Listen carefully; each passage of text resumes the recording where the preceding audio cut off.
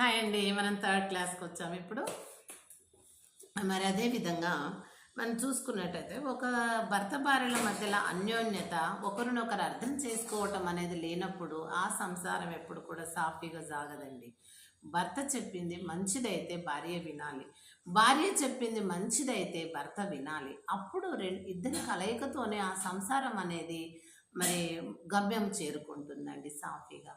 మరి భర్త న్యాయంగా సంపాదించుకొచ్చినటువంటి సంపాదన ఉంటే భార్య కొంతమంది దుర్వినియోగం చేస్తూ ఉంటారు. సినిమాలకు అక్కడ ఇక్కడ ఫ్రెండ్షిప్ అని అదో ఇదో ఇది షాపింగ్ అని ఇలాంటి పాడు చేస్తూ ఉంటారు.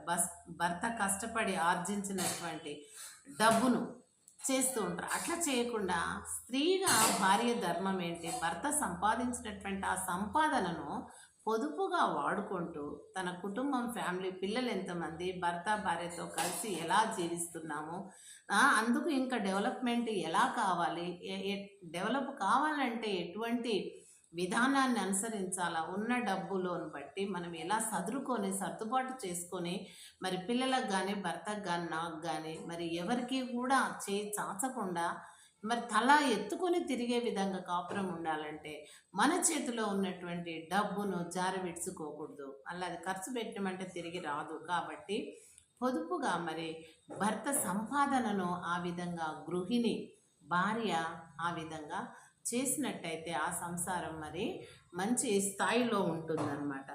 అదేవిధంగా భర్త కూడా భార్య ఏదైనా మంచి పని చేస్తే సహకరించాలి.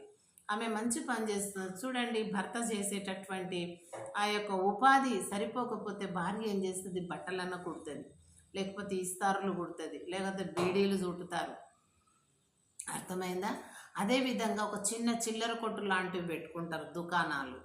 మరి ఇలాంటివి చేసుకొని ఆ యొక్క ఇల్లాలు తన భర్తకు చేదోడు వాదోడుగా ఉండి మరి ఆ విధంగా డబ్బును పొదుపు చేస్తూ మరి వారిద్దరికీ కలిగినటువంటి సంతానానికి ఏ కొదువ లేకుండా మరి పోషించుకునేటటువంటి అవకాశం ఉంటుంది.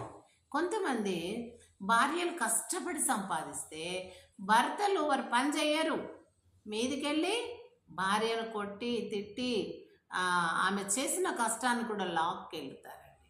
ఆఖరికి వస్తే వాళ్ళు డ్రింకుకు, మత్తు పదార్థాలకు అలవాటయ్యి డబ్బు ఇవ్వకపోతే భార్యను కొడతారు.